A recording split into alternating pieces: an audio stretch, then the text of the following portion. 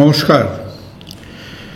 মাঝে মধ্যে যখন আমাদের মনটা একটু উদাস উদাস হয়ে পড়ে, সেই আমাদের কানে সেই গানগুলো ভাসে না? হরি দিন তো গেল, সন্ধ্যা হলো, পার করো আমারে। আমাদের মনের মধ্যে কখনো হয়তো উদাসীনতা থেকে, কখনো কিছুটা হয়তো দুঃখের থেকে, আর কখনো নেহাত কৌতূহলের বশত আমাদের মনে একটা প্রশ্ন আসে যে কিছুদিন তো হলো, এই যে আমাদের শরীরটার মধ্যে আমাদের এত রকম একটা স্ট্রাকচার, যার মধ্যে প্রায় কম বেশি 40টা অর্গান সিস্টেম আছে, প্রায় আমাদের 200টার ওপর হাড়গোড় আছে। তো আমাদের এই সিস্টেমটা, আমরা খাচ্ছি, দাচ্ছি, কাজ করছি, আনন্দ করছি, ছুটোছুটি করছি, আমাদের জীবনের মধ্যে আমাদের একটা লক্ষ্য আছে, আমাদের জীবনের মধ্যে আমাদের একটা চাহিদা আছে। তো এই চাহিদা, প্রেম, ভালোবাসা, সুখ দুঃখ মিশ্রিত এই জীবনটা, এই যন্ত্রটা, এই মানুষের শরীরের যে একটা যান্ত্রিক অবস্থা বা সত্তা, এই যন্ত্রটা কতদিন চলবে? একটা গাড়ি যখন তৈরি করে জানেন, যখন 4 চাকার গাড়ি চালান, তখন মোটামুটি 4 চাকার গাড়িরা একটা গাড়ি রাস্তায় না নেবে মোটামুটি চললে, তারা একটা গাড়ির কিলোমিটার হিসেব করে বলে দেয় যে এই গাড়ির ইঞ্জিনটা যে করে চালানো হয়েছে এটা 1 লক্ষ কিলোমিটার চলবে। তাহলে প্রশ্ন আসে না যে আমাদের শরীরটা এই যে রয়েছে, কারো বয়স 30 বছর, কারো বয়স 40 বছর, কারো বয়স 60 বছর, যে হাউ মাচ মোর আমাদের শরীরের মধ্যে এই সিস্টেমটা আরও কতদিন চলবে? বয়স নিয়ে যখন কথা হয়, আমাদের এজ কত, আমাদের বয়স কত, তখন আজকের দিনে খেয়াল রাখতে হবে যে বয়সের দুটো পরিপ্রেক্ষিত আছে। একটা জিনিসকে বলে ক্রোনোলজিক্যাল এজ, সময়ের হিসেবে যে বয়সটা। আপনার ওই বছর অত তারিখে জন্ম হয়েছিল, ওই বছরে অত তারিখে জন্মদিন হলে আজকে আপনার বয়স ধরে নিন হয় 40 বছর। তার মানে কি, 40 বছর আপনি পৃথিবীর বুকে সশরীরে রয়েছেন। 40 বছর বয়স এই কথাটা আপনাকে আমাকে জানাচ্ছে না যে আমরা আমাদের এই ইঞ্জিন, আমাদের এই মেশিনারি, আমরা আমাদের এই স্ট্রাকচারকে আরও কত দিন চালিয়ে নিয়ে যেতে পারবো? এই দুটো প্রশ্ন মানুষের লঞ্জিভিটি বা মানুষের এজ নিয়ে মনে রাখতে হবে যে এই দুটো প্রশ্ন সম্পূর্ণ আলাদা। আমার বয়স কত, আমি এতদিন ধরে আছি, আর আমার শারীরিক সক্ষমতা কত যে আমি আরও কতদিন মোটামুটি টিকে থাকতে পারি, এই দুটো সেপারেট কোয়েশ্চেন।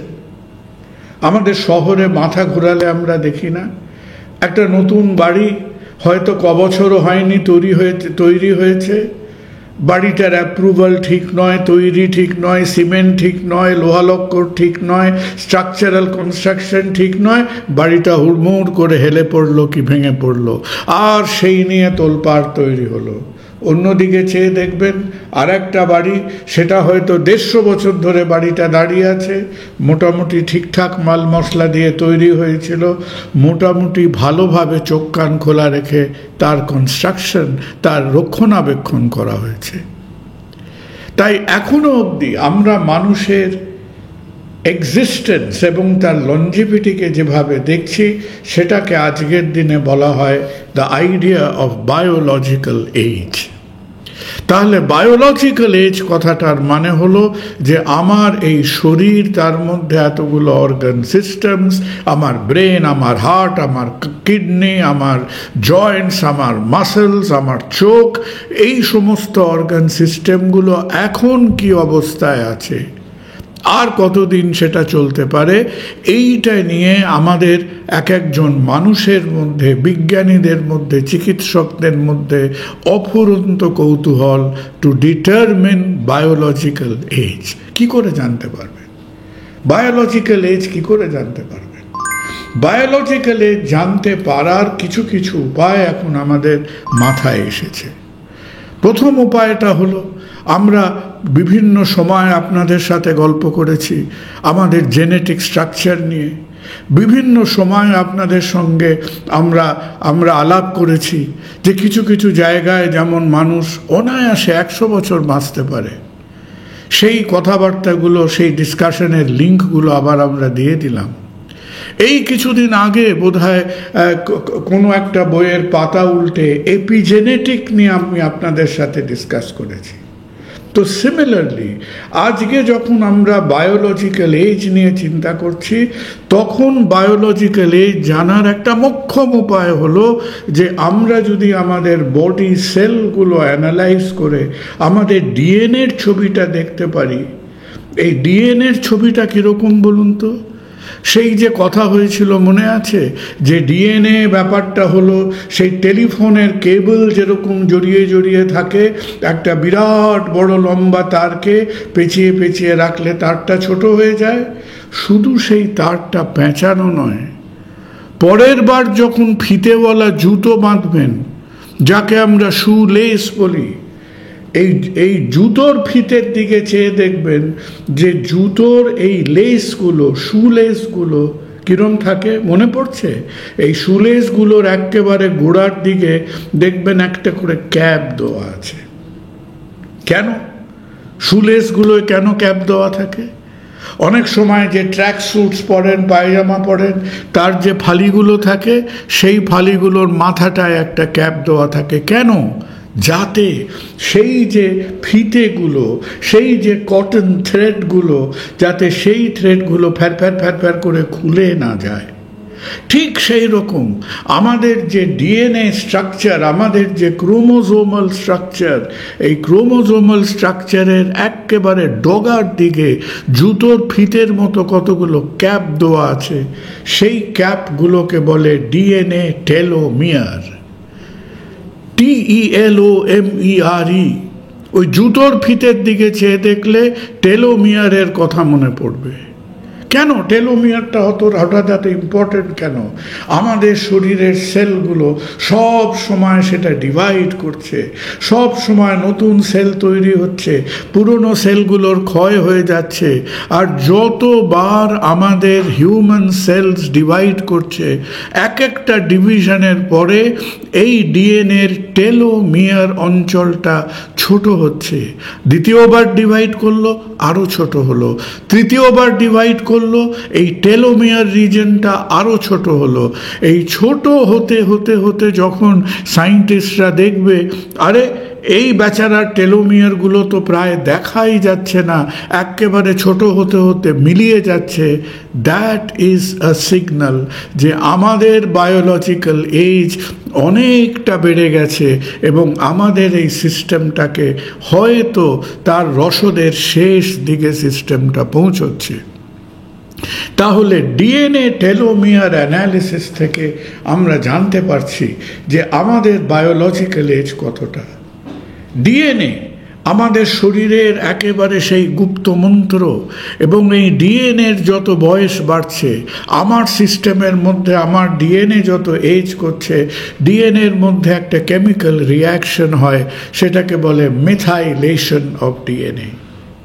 তাহলে একদিকে সেল ডিভাইড করতে করতে টেলোমিয়ার ছোট হচ্ছে, আর একদিকে ডিএনএ আমাদের এই শরীরের রন্ধনশালায় এর মধ্যে নানান রকম তার হিটিং কুলিং হতে হতে ডিএনএর মিথাইলেশন হচ্ছে।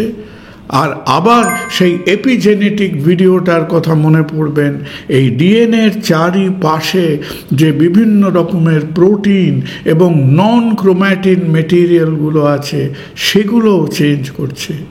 তাহলে আমরা আমাদের একেবারে সেলের একটা গর্ভগৃহে যদি ঢুকতে পারি, আমরা কিন্তু আজকে মোটামুটি বুঝতে পারবো যে আমার বয়স বার্থ সার্টিফিকেট অনুযায়ী আমার বয়স 25 হোক, 45 হোক, 55 হোক, 65 হোক, যে আমার শরীরের অভ্যন্তরীণ স্ট্রাকচারটা কোথায় দাঁড়িয়ে আছে। খুব ভালো কথা। এবার আপনার কৌতূহল হলো যে আমার তো 60 বছর বয়স হয়েছে, আমায় কালকেই জেনে নিতে হবে আমার বায়োলজিক্যাল এজটা কত। এখন বায়োলজিক্যাল এজটা আপনি গিয়ে হট করে 2 ফোঁটা রক্ত দিয়ে এলেন পাশের ডায়াগনস্টিক ল্যাবে, আর সে চট করে আপনার একটা টেলোমিয়ার অ্যানালিসিস করে দিল। এখনও সেটা অতটা জলভাত হয়নি। It has remained a complicated process. Blood দিতে হয়, ব্লাড সেল থেকে সেল সেপারেট করে তার ডিএনএ অ্যানালিসিস হয়, কিছুটা একটা জবরজং প্রসেস আছে। জানেন তো, চালাক চতুর বিজ্ঞানীরা সবসময় শর্টকাট খুঁজছে।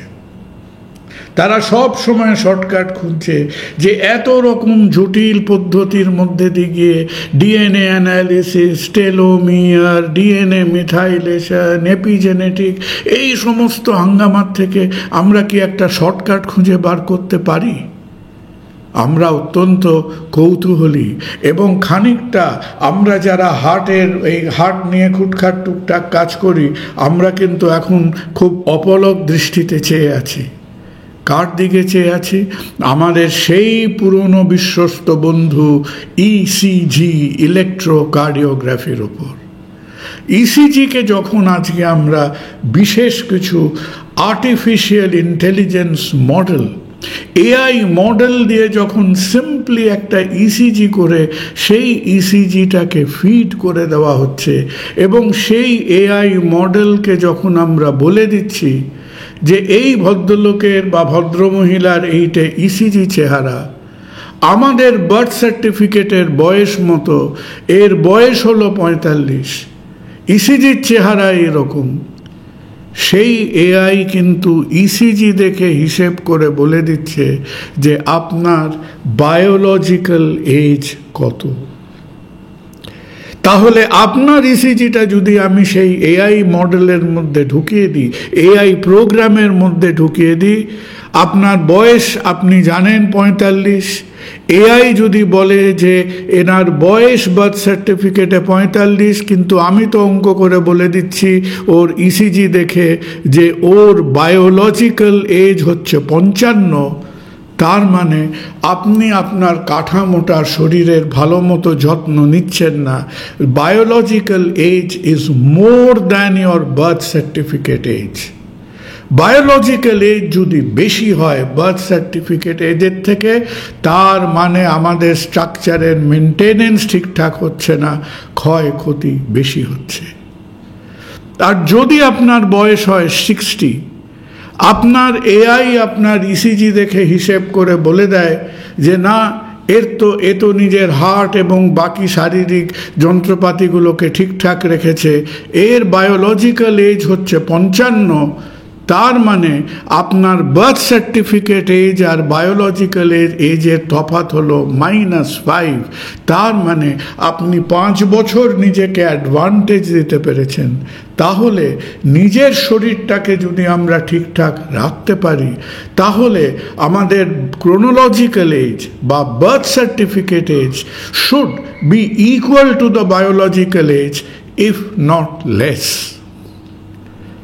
যখনই আমার বায়োলজিক্যাল এজ আমার বার্থডে এজ বা ক্রোনোলজিক্যাল এজের থেকে বেশি হবে, তখনই আমাদের বুঝতে হবে যে না, আমাদের এই শরীরের মেনটেনেন্স ব্যাপার স্যাপার ঠিকঠাক চলছে না। সাবধান হতে হবে, আরও ডিটেলে টেস্ট করে দেখতে হবে যে কোথায় কোথায় কোন সিস্টেমে, এটা কি আমার ব্রেনের ব্যাপার, এটা কি আমার হার্টের ব্যাপার, এটা কি আমার কিডনির ব্যাপার, এটা কি আমার মাসকুলোস্কেলিটাল ফিটনেসের ব্যাপার। এই সমস্ত ব্যাপারগুলোকে একটা অডিট রিপোর্টের মধ্যে দিয়ে গিয়ে তার প্রপার কারেক্টিভ অ্যাকশন নিতে হবে।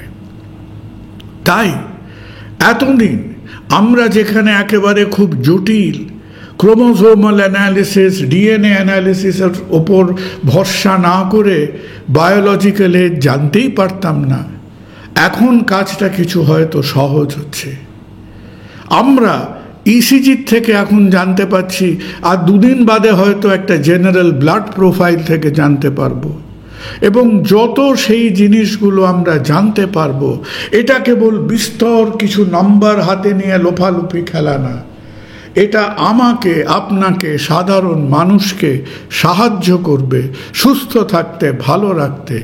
এবং এই শরীরের একটা জটিল যন্ত্রপাতিগুলোর মধ্যে কোথাও যদি মরচে ধরে থাকে, কোথাও যদি জং ধরে থাকে, সেইগুলোকে ঠিক করে সেগুলোকে সারিয়ে how to remain well, how to remain free of problems, এই ইন্ডিকেশনটা বর্তমান যুগের প্রযুক্তি বিজ্ঞান আমাদের সামনে নিয়ে আসবে।